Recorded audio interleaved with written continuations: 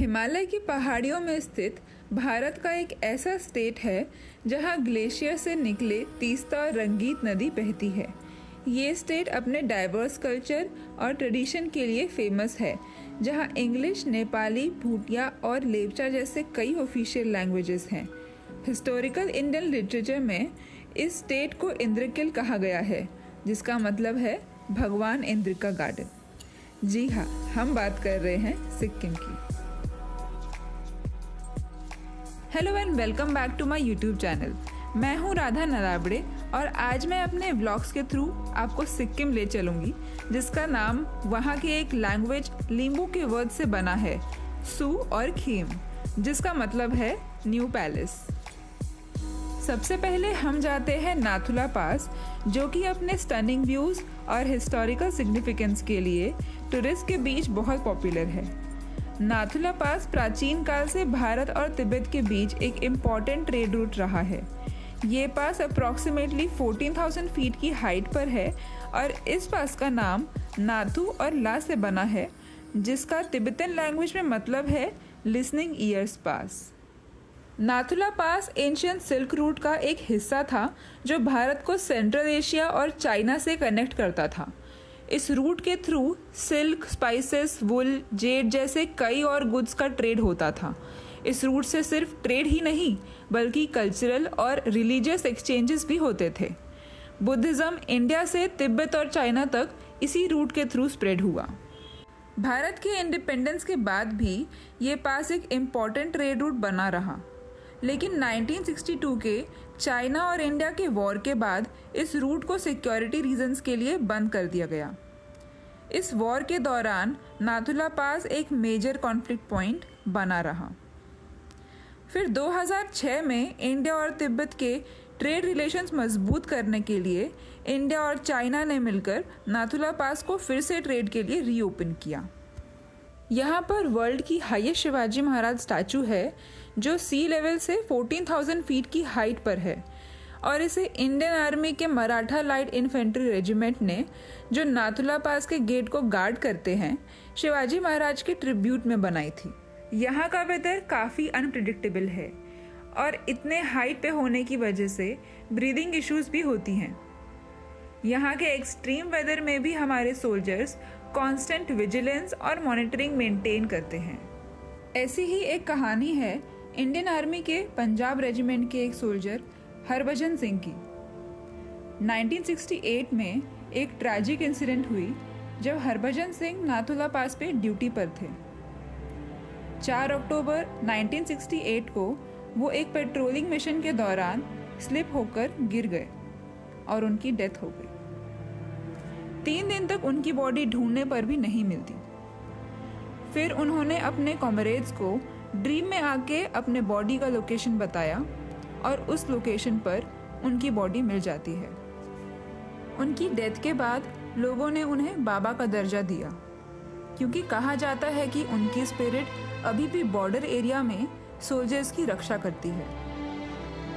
बाबा हरभजन सिंह के ऑनर में उनका मंदिर बनाया गया। मंदिर में उनका एक श्राइन है जहां उनकी यूनिफॉर्म और पर्सनल बिलोंगिंग्स रखे गए हैं। उन्हें एक लिविंग सोल्जर के रूप में ट्रीट किया जाता है और उनका एक वेकेंट सीट और डेस्क मेंटेन किया जाता है आर्मी पेरोल के साथ। बाबा हरभजन सिंह टेम्पल एक यूनिक श्राइन है जो हमारे सोल्जर्स के एक्स्ट्रा ऑर्डिनरी लेगेसी को ऑनर करता है और उनके ब्रेवरी और सेल्फलेस सर्विस का एक अमर चिन्ह है।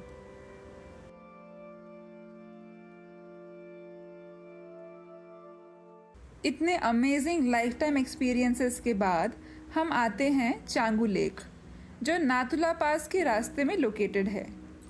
चांगू लेक का नाम तिब्बतन लैंग्वेज से आया है, जिसका मतलब होता है सोर्स ऑफ द लेक। ये लेक बर्फ में ढके ईस्टर्न हिमालयाज और बादलों के बीच 12,000 फीट की हाइट पर लोकेटेड है और इसका पानी क्रिस्टल क्लियर और फ्रेश होता है, जो सराउंडिंग ग्लेशियर्स और स्नो मेल्ट के कारण बनता है। इस लेक के आसपास अलग अलग तरह के फ्लावर्स और वाइल्ड लाइफ स्पीशीज देखे जा सकते हैं। चांगू लेक अपनी मेस्मराइजिंग ब्यूटी और स्पिरिचुअल सिग्निफिकेंस के साथ सिक्किम का एक मस्ट विजिट डेस्टिनेशन है। इसके बाद हम निकल पड़ते हैं गैंगटॉक की तरफ और रास्ते में हमें दिखती है हिमालयन रेंजेस और कंचनजंगा पीक। यहाँ रुककर हम सिक्किम के खूबसूरत लैंडस्केप्स को एंजॉय करते हैं। गैंगटॉक पहुँचने के बाद अगली सुबह हम जाते हैं दो ध्रुल चोर्तन स्तूपा।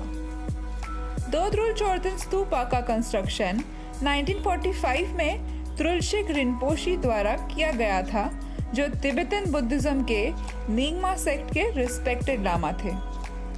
ये स्तूप एक बहुत बड़ा वाइट डोम है जिसके टॉप पे एक गोल्डन स्पायर है जो धर्म चक्र और कलश के साथ बहुत ब्यूटीफुली एडेड है। इस स्तूप के अंदर सेक्रेड टेक्स्ट और मंत्रास स्टोर्ड हैं और इसके सराउंडिंग्स में 108 प्रेयर व्हील्स बनी हुई है। इन व्हील्स को क्लॉकवाइज डायरेक्शन में रोटेट करते हुए इन पे लिखे मंत्रास को चैंट करना होता है। ये टेम्पल हिल पे सिचुएटेड है और बहुत सारे पाइन ट्री से घिरा हुआ है। नीचे उतर के हम चले जाते हैं नामग्याल इंस्टीट्यूट ऑफ तिब्बतोलॉजी में, जो कि एक तिब्बत म्यूजियम है। फिर हम चले जाते हैं बन झाकरी वाटरफॉल्स एक्सप्लोर करने।